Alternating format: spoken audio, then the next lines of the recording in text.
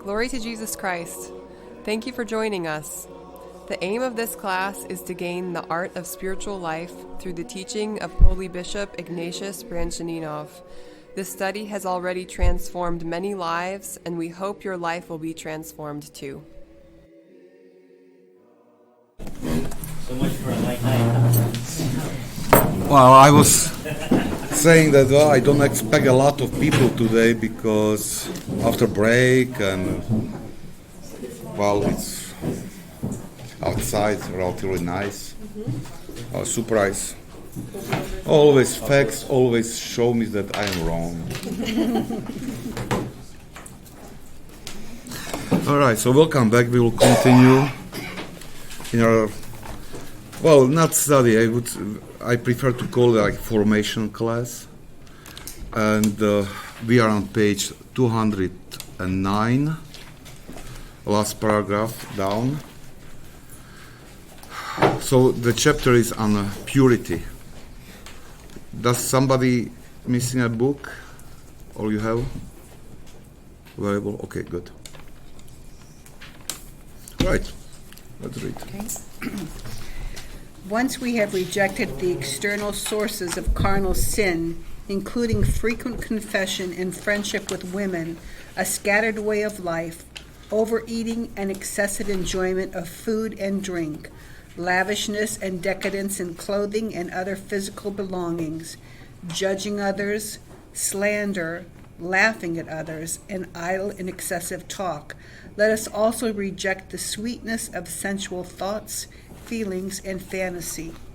Let us not inflame such thoughts in ourselves, and let us courageously reject them when they appear in us, thanks to our fallen nature, or if they are cunningly offered to us by the enemies of our salvation, the demons.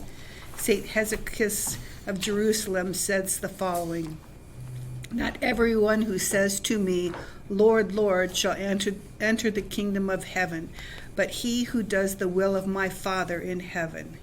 The will of his Father is the following: "O ye that love the Lord, hate the thing which is evil." Thus, let us exercise the Jesus prayer, and let us hate evil thoughts. In this way, we will do the will of God. Let us cleanse ourselves from all filthiness of the flesh and spirit, Apostle Paul tells us. Thank you. I would like to ask you about your impression when you read or listen this text. What kind of feeling you have? Guilt. Guilt? I was going to say Sarah, don't ruin my question. You know. No. I don't actually want this answer because I want to mention a reaction of one person I gave this book to. I offered this is good for you to read.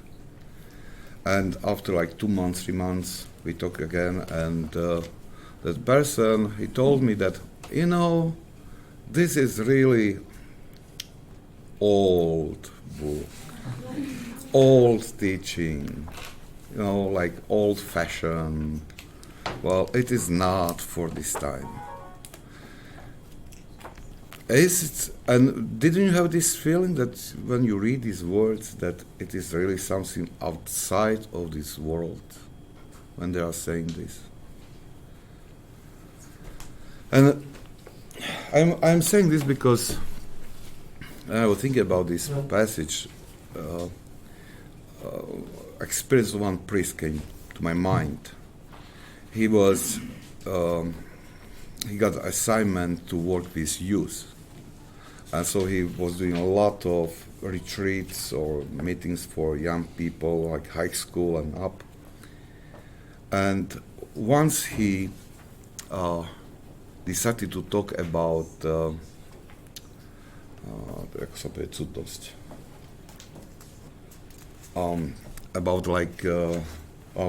he's finding the right word, because I forgot.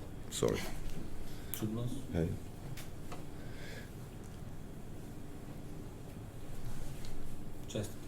Chastity. Virtue. Wow. So what he did, So he prepared like video clips from old movies, and old movies not only old by age, but on topics like historical movies and everything. And there were like examples of behavior of men and women in this, how they were dressed, how they acted, how they talked. And he like played this video with a lot of these clips to these high school students. And the reaction was that they were laughing. As, like many manners were like, ha ha ha, it's really old, or how they dressed, it was funny for them. And he told them that, look, if we see those things which are good, that they are funny, so we need detoxification of our mind and heart. And the same thing with this text, these saints. The many times we try to refuse that text because it seems to us that it's from world which is over a long time ago. But true is that maybe they are right, and we have our view of world changed. That we were poisoned by spirit of this world, and we adjusted too much to this world that we see these real examples of virtue, whatever it is. We see that there's something what is funny, what is not belonging to our lives anymore. And we are talking about chastity now, but well, it's connection with everything. Like with all virtues, if we take it seriously, we can be seen as weird people for others, because it doesn't fit to this world. And what he is saying is like to pay attention that we should refuse all these external sources of bodily sin. If he warns us about that, so he is just offering us wisdom of many saints who found out that this is dangerous for soul. Now, I think that I would like to use this paragraph only to encourage you to change view of things. That if we are dealing with teaching of saints, we should say, they were right. They are already in heaven. They made it. So we should follow them more than some kind of voices from this world. And we have to learn this, to keep in mind, and really to keep in mind that there are a lot of things which caused change of settings of our heart and mind and soul, which cause that we are not sensitive to things, thoughts, impulses, which attacks purity of our heart and mind. But until we don't do it with intention, this change, we don't try to change our heart this way, to force ourselves to really discern well, and not to just go with the world, it is work. But it is worthy because if we don't do this, we'll be not able to recognize, even if we study and read those things in practical life, it will be very difficult to apply those to our behavior, our activity, our thought.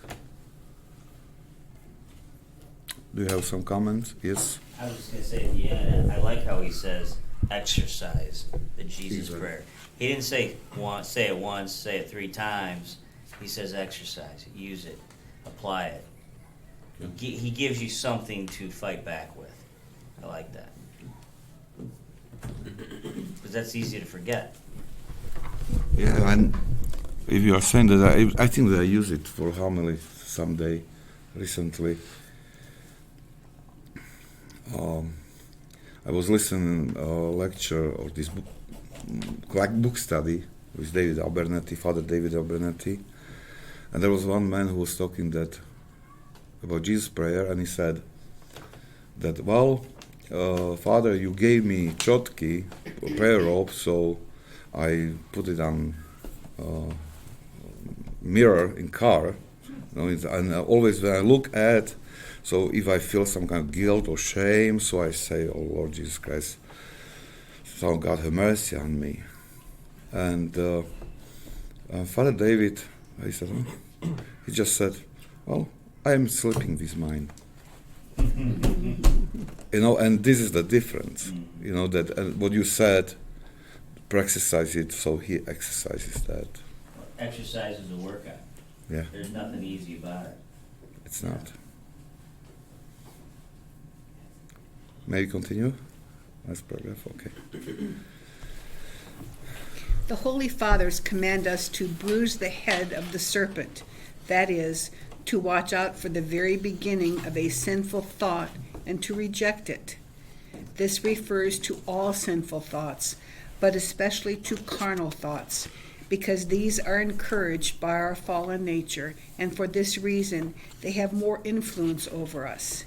St. John Cassian tells beginner monks to confess a sinful thought to his elder as soon as it appears.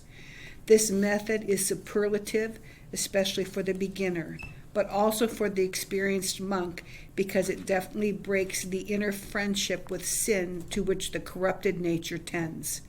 Blessed is the one who can use this method in actual fact. Blessed is the beginning monk who has found an elder to whom he can open his inner thoughts. To those monks who do not have the opportunity to constantly run to an elder, the Fathers recommend immediately cutting off a sinful thought, never beginning to converse with it or fight with it, because that way leads to inevitable falls into sin, and instead to strive to pray intensely. This was the method used with great success and fruitfulness by the Venerable Mary of Egypt, which is evident in her life. Okay, we are entering to very tough topic, very difficult. And Brianchaninov leads us to make discernment, to judge our thoughts.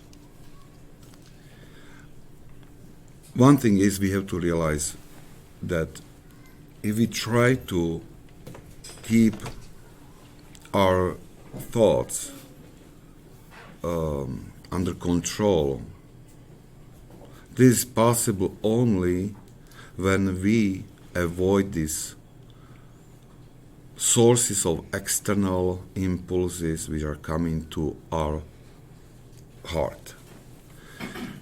We cannot guard we cannot even like to think about to start this battle with our thoughts until we don't remove these external sources, because we will not be successful. And actually this is like something what is a little bit pride. If we are not able to clean, to keep under control what comes to us, how can we then keep in control our thoughts? So he gives us this step by step. At first, we have to take under control external sources. And then we can start to fight with thoughts. Why he's saying that? One thing is that we were talking about this before, but we can think only about those things which come through our senses. This gives food for our thoughts. So it means that if these external impulses which are coming to our hearts are unclean, sinful, not good, so it means that thoughts will be the same. You cannot avoid. If you let something sinful, this impulse come in, it will become subject of your thinking process immediately or later or after 10 years, but it will come to your mind. So how can you guard your thoughts if you let the stream of sinful thoughts, of bad impulses coming to your heart? So you have to, at first, we have to start our battle in spiritual life on this to create good environment around ourselves. And it's not only, we can say, well, I will pay attention to where I watch, what I read, and we can do this. But it is connected even with people. And it might be strange now, but you can say, many say, well, it goes against love to neighbor. Well, we should avoid even people from who these impulses are coming. Really avoid, and it is not something what is anti-Christian. You have a lot of stories from life of Holy Fathers in Egyptian desert. They say this: if there is a monk who has loose discipline, avoid him. Go around him. Don't talk to him. Or kill him with prayer. What? Or kill him with prayer. Or kill him with prayer. But if monks realize that, well, other monk who has some kind of weakness, it can be source for him. It can be dangerous. So we have to be really very careful and to think who we let to come to our life. Because many times we say, well, and now what? I am supposed to leave my friends? Well, what kind of friends are if they are pulling you down? So are not your friends. Those are enemies of your soul at the time. So it means it's really radical, but we have to realize we have only one soul and one chance, and we should really pay attention to our salvation. This is the most important thing for us. Samuel? It reminds me of something you brought up in the past about just Christian simplicity in general. I think that's the thing that for me could have been the biggest hurdle, was just not wanting to embrace that. But as you've said before, once you finally are able to get rid of it, you don't miss it.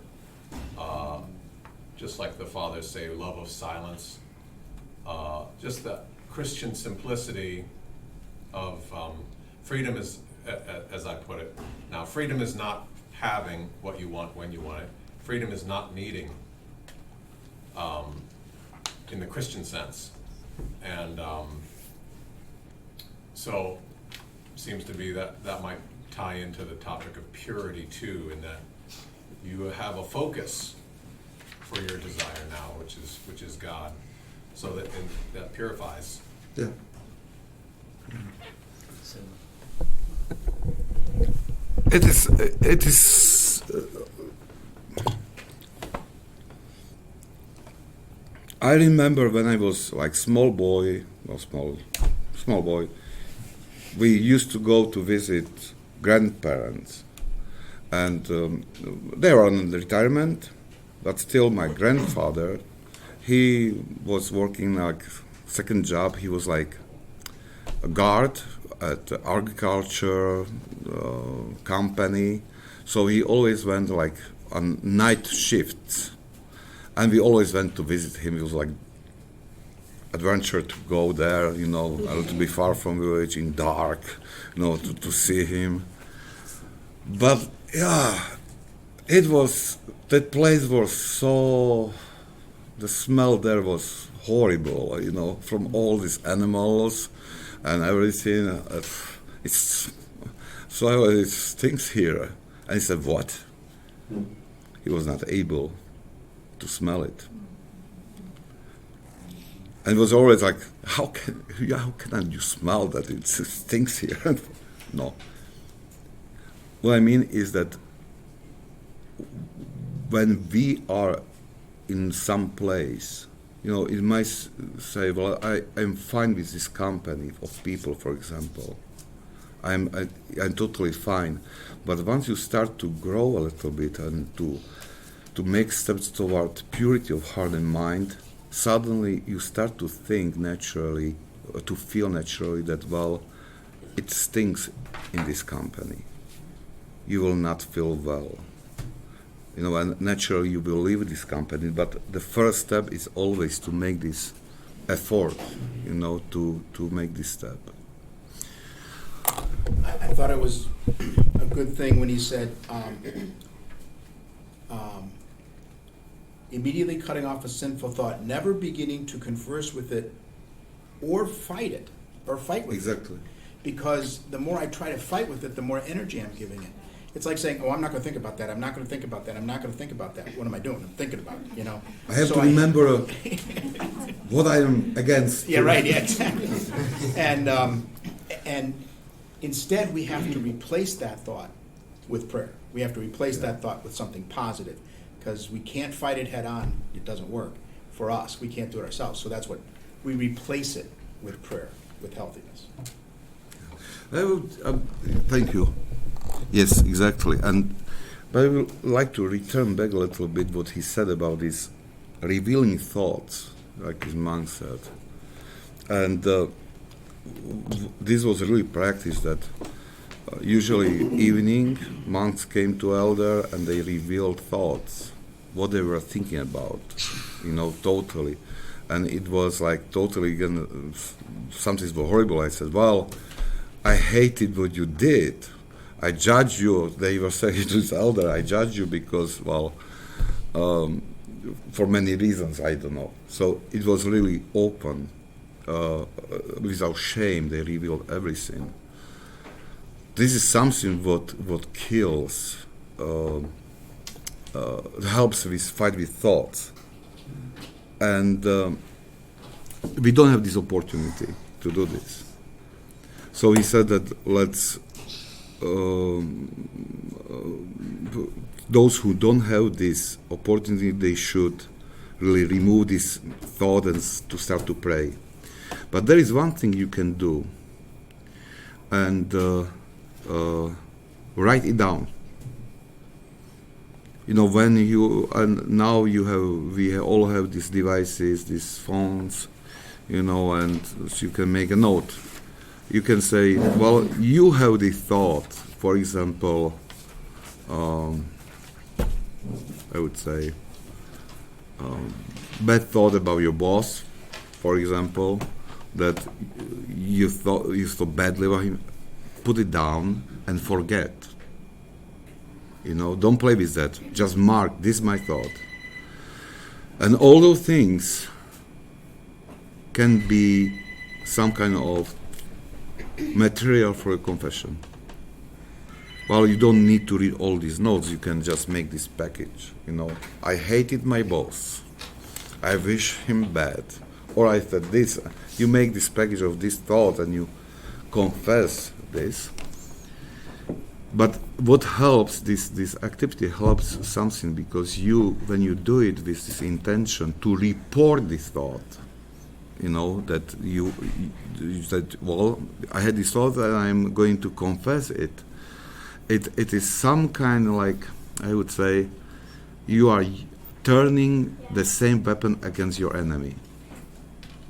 So it helps. But this is just for those who.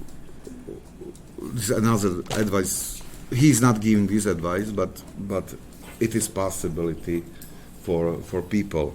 But what he says is a simpler method. That when you have this thought, don't fight with it. Start to pray.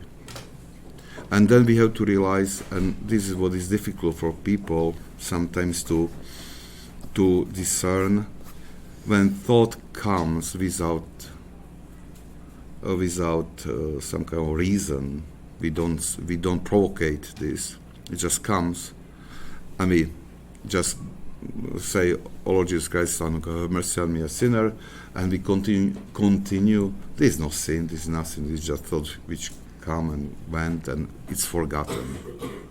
This is not sin. Sin is when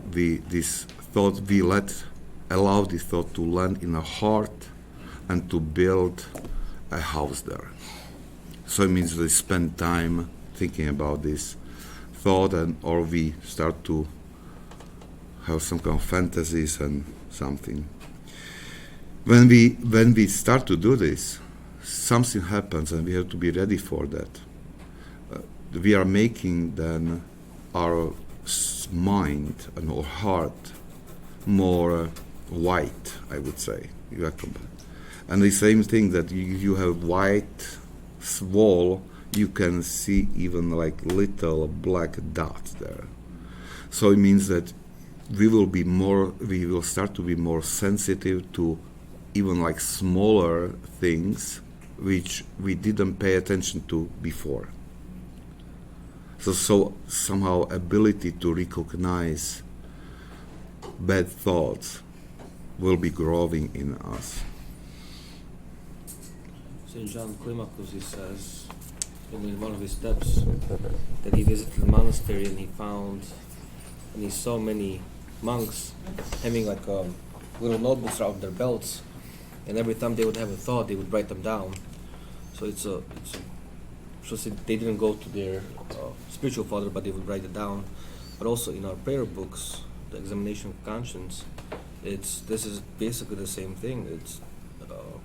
We are examining what we did throughout the whole day, and that's basically half of the preparation for confession. Yeah. Well, Yes, Is that writing down thoughts, should that be something that we do immediately when it happens, or like with the daily examination of conscience, could we do that at that time, like maybe make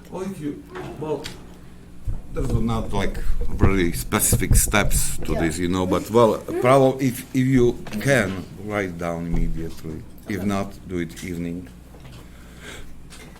I think that evening is sufficient, because these monks, many times that was tradition that they were like revealing thoughts to elder evening.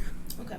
but you don't want to like look back and really think about what you thought. You don't want to catch that thought. So only what you remember, because the other thoughts are probably already Gone. forgotten. Yeah. Okay. Because that's when, if you try to remember and try to focus on remembering what your thought was, that's where you get you. it's true.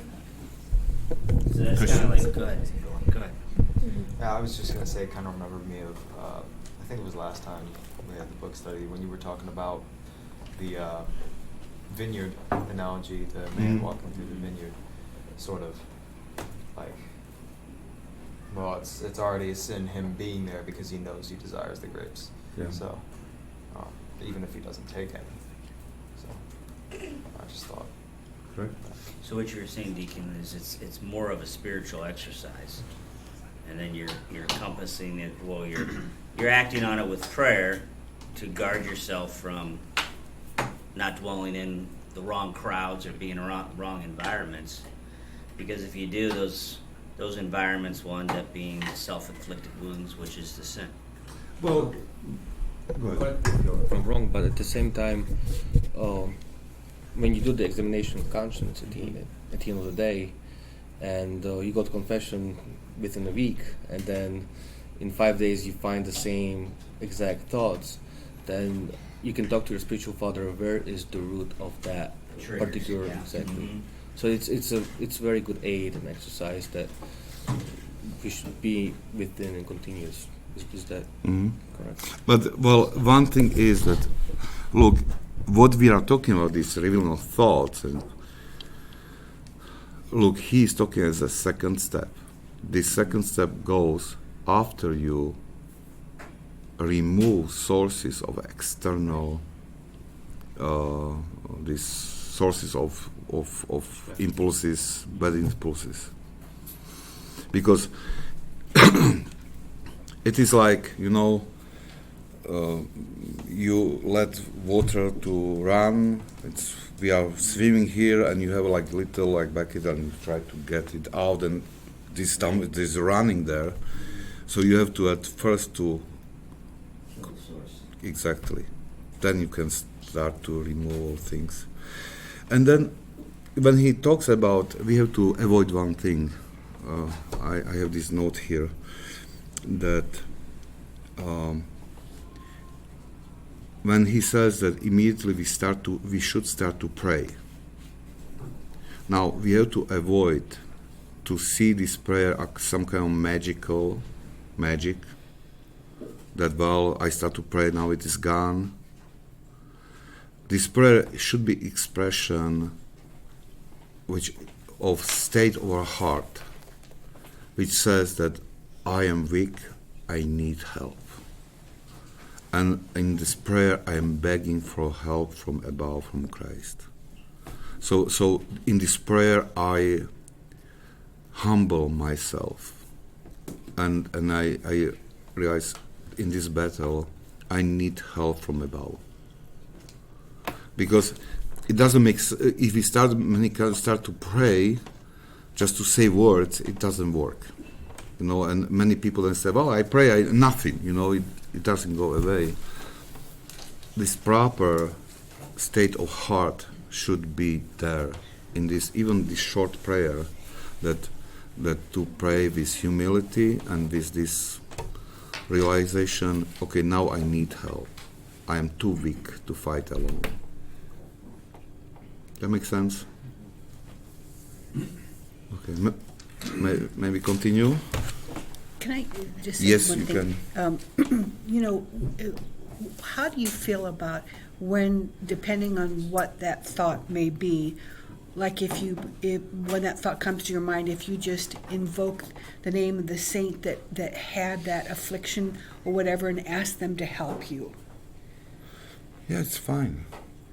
But, it's fine, but again, it has to be the state of humility in the heart, and this that I need help from above. Right. It's not that if I just say this without somehow realizing this need for help, so I can say this just as a words. I can say it as a like a magical formula, and to expect result. So it always like this prayer is always some expression what is inside.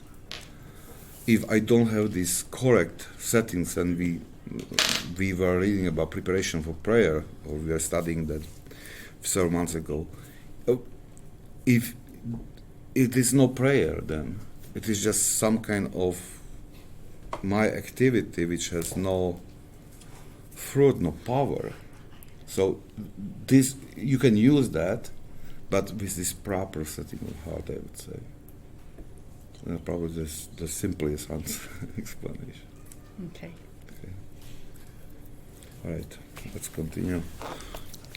If anyone immediately cries out with tears for help to the goodness of God when attacked by a thought from the enemy, said St. Nihilus of Sora, he will soon feel peace in his heart if he prays wisely. Just as it is natural for fire to destroy straw, it is natural for pure tears to destroy all defilement of flesh and spirit, said St. John of the Ladder. When we find ourselves alone and under attack by carnal thoughts, and we feel our body become aroused by the thoughts, it is good to fall on our knees and face before the holy icons, following the examples of St. Moses the Black and St. Mary of Egypt, and with tears to beg God for mercy. Experience will never fail to show God's nearness to us and his power over our fallen nature. This will give us living faith, and living faith will inspire us with tremendous strength through which we will constantly be victorious. We should not wonder, however, if after a long battle and its ensuing long period of spiritual calm, during which we naturally think that the poison of impure thoughts has finally left our hearts, once again a terrible battle descends on us, and the same impure desires and movements once again appear in our bodies. So we touched this topic a little bit, that you have to have this proper state of heart when you are praying. And he said that, and it's amazing that tears really bring like really fast help, very quickly, if you are praying fast, wisely, and with tears. So these tears, to have tears means to have like this proper state of heart, and together with wise prayer, it helped to overcome these temptations. So we touched that. And again, what he says that, well, even like using these two examples, Mary of Egypt and Moses the Black, we have to be prepared that this battle is not for day 2, 3, 4. It might be for years. Like Moses the Black, there's this famous story from his life. He was like a horrible person, but he went through criminal, and he went through conversions. He became monk, but he was struggling with his passions, because he had a lot of passions, all kinds. But he was fighting with thoughts, with memories from previous life and everything. And one day he ran out from his cell, and he went to his spiritual father, Isidore. And he said, I cannot do it anymore. I cannot. It's over my power. I cannot. So Isidore, his spiritual father, took him on the roof of his cell, this flat roof in Egypt. It's flat. And he told him that look to west. And he looked to west, and suddenly he saw a lot of demons, like preparing their weapons, and they were preparing to attack. And so it was horrible view. And Moses started to trembling a little bit and tremble a little bit, but then Isidore told him, now look to east. And he looked to east, and he saw multitude of angels, more powerful than these demons, ready to fight with demons. And so Isidore said, well, don't worry. Those who fight with us are more than those who fight against us. And this is very powerful.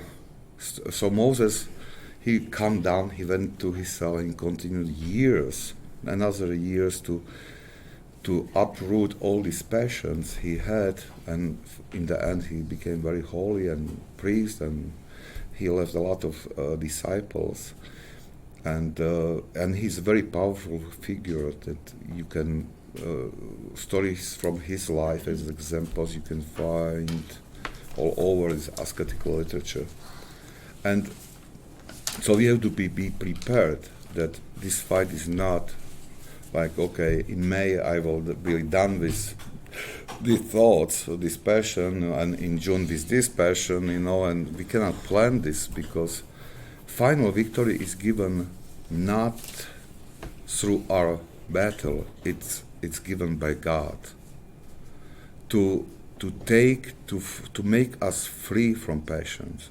It's gift from God from those who fight very hard in God's chosen time. Samuel? In our prayer books, a lot of times it says to pray with compunction. Does that kind of have to do with the tears and the falling down for the icons. Like, Yes. there's a lot at stake. Yes. Or we've even lost ground already, and we're asking for help. Yes. That's what compunction means. Yeah. All right.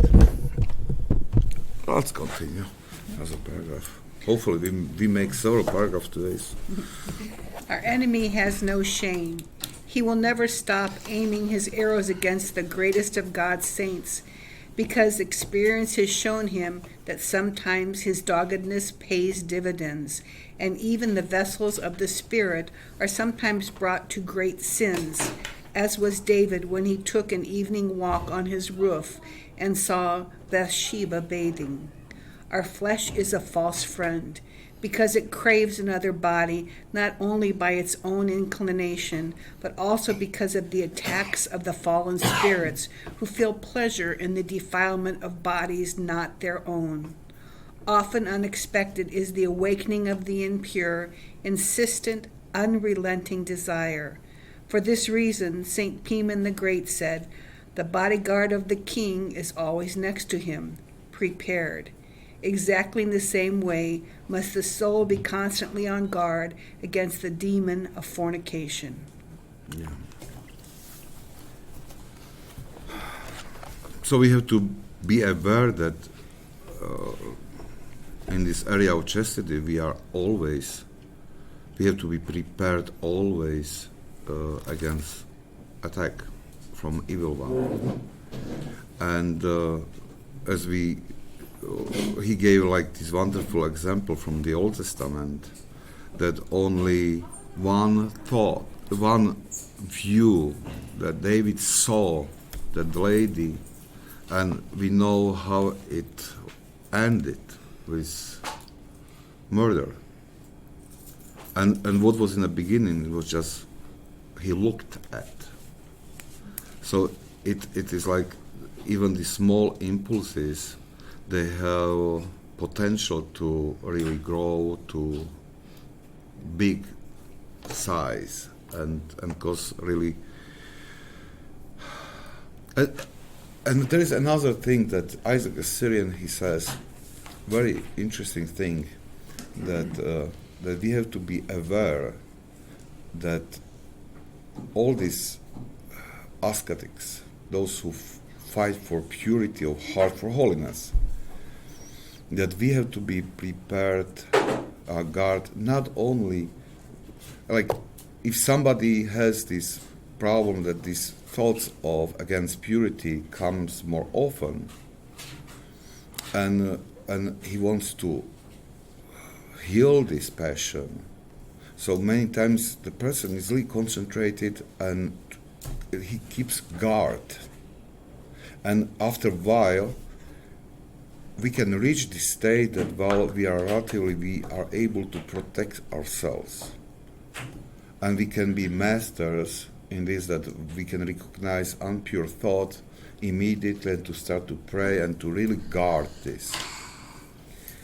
And then he says, well, even those who were like almost perfect in this, monks, holy monks, they experienced suddenly that they were defeated by this passion in a horrible way. And he explains this way, that, well, if demon sees that the gate is to this passion is guarded very well, so then he tests the person through vainglory.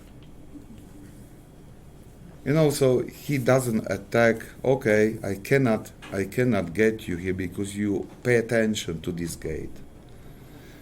But there is a vainglory. He tests this monk or whoever fights. He offers this temptation to be puffed, some kind of vainglory. And if person doesn't pay attention, he let this thought go in, almost immediately follows fall in these impure thoughts or activity. There is a sin coming. So spiritual life is complex things that we in spiritual life we cannot like some many times it is that maybe some sins are. I said, well, this is serious and this against purity, so he says bigger value you have to fight. No, all passions has the same value. You know, it's not that, well, now I will be concentrated on this only area. I have to guard all gates to my heart. Because if I guard one very well, he can use doors to enter demon through doors which are not guarded. Does that make sense? And it is good even for us that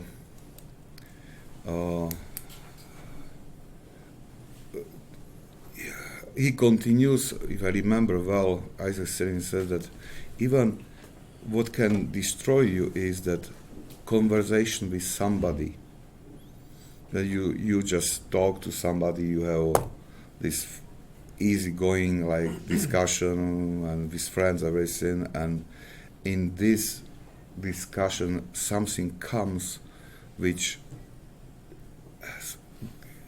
raise your vainglory. So you can be, this is the way for demon to attack you then later on this impurity. You know, it's very interesting, and it's very good for us if we are aware of the spiritual laws. And if you read Philokalia, for example, Mark Ascetic from Philokalia, he gives like these little sentences. It is really from practical life, and he reveals these spiritual laws. That if you do this, this will happen. If you do this, you can expect this. If you do this, this will happen. In your life. So it is like, and many holy fathers, they do these short sentences, this wisdom, in a short sentence. That if we remember those things, we should somehow memorize these good advices to be aware and to be wise in our life. So the spiritual life is a very complex situation, work, and it requires our whole attention. You cannot do it like on Sunday before liturgy or after liturgy. It has to be total. You have to be there totally. And again, like saints, they say, or these teachers, holy fathers, they teach us that our work is our salvation. What we see as a work here is just something what is necessary for providing for this life. But it is something what we must do. It's annoying to do. Our biggest job is to reach salvation. And all the things which are connected with spiritual life, this is real work. This is our real job. This is something what we have to pay attention to, be central attention. So they force us to change somehow, because usually what we have, my job, I have to do this because I need to provide for my family, this is the most important thing, and then if I have time, I will do something for my soul. They force us to rethink that, and it's not correct. Correct is that your main job is to take care of your soul, salvation of your family, your children, wife. Wife sometimes is difficult to say, but sorry.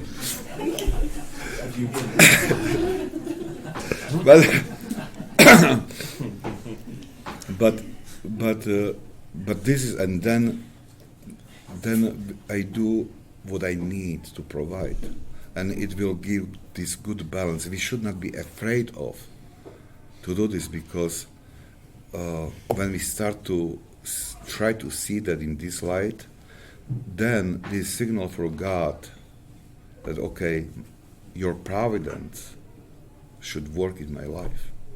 And he takes care well of his servants. Well, he doesn't provide you with yacht or a special Porsche or something, but well, we will have always enough to survive. Okay, I think that we can finish here. Because what is... Oh, no, we have time. The baseball game. But it's 20 minutes now. Okay, so let's have this small paragraph. Okay.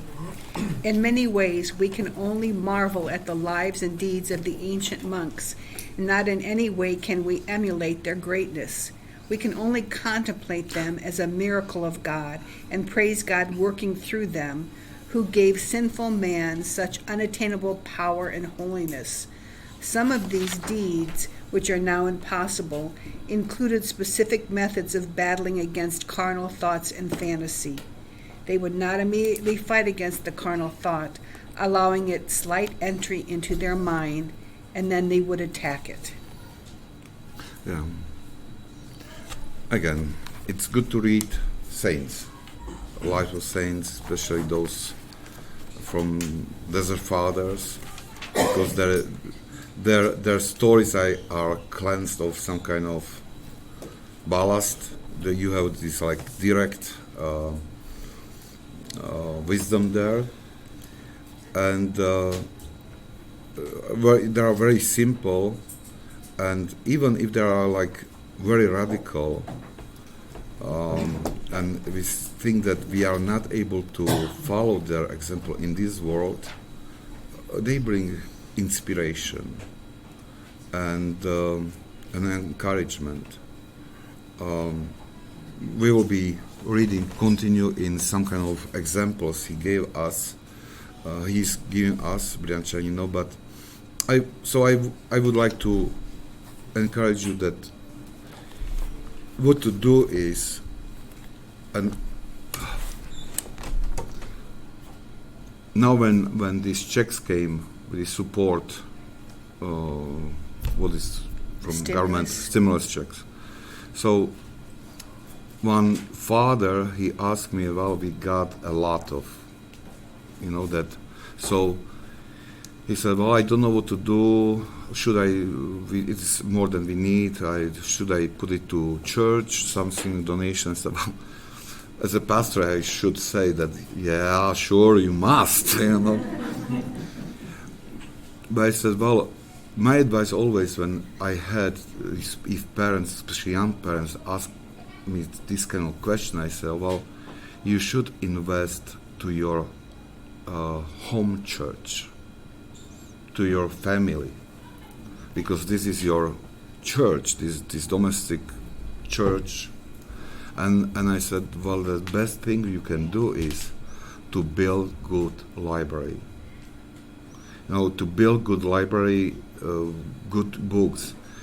And there are thousands of books, religious books. Don't waste time with, even they might be good, but buy only those whose authors is saint. This is one advice. And buy those who has value. So, for example, Evergetinos is very good collection also. Synaxarion, it means a life of saints. Then these good stories from Desert Fathers, it's amazing.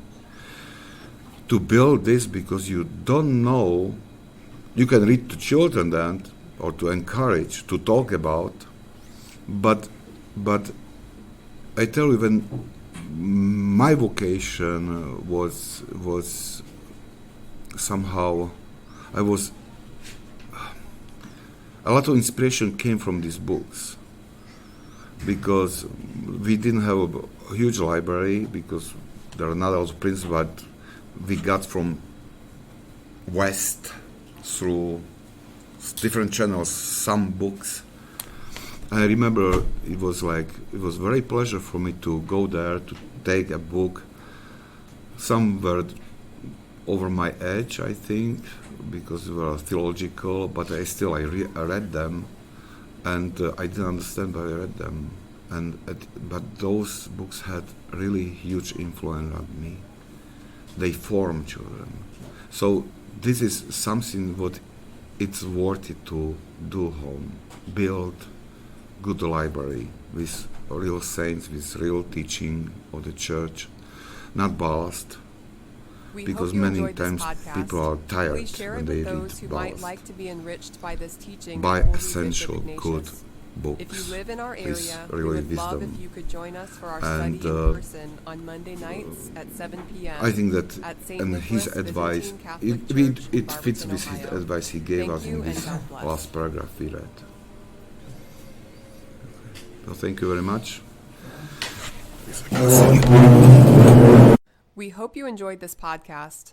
Please share it with those who might like to be enriched by this teaching of Holy Bishop Ignatius. If you live in our area, we would love if you could join us for our study in person on Monday nights at 7 p.m. at St. Nicholas Byzantine Catholic Church in Barberton, Ohio. Thank you and God bless.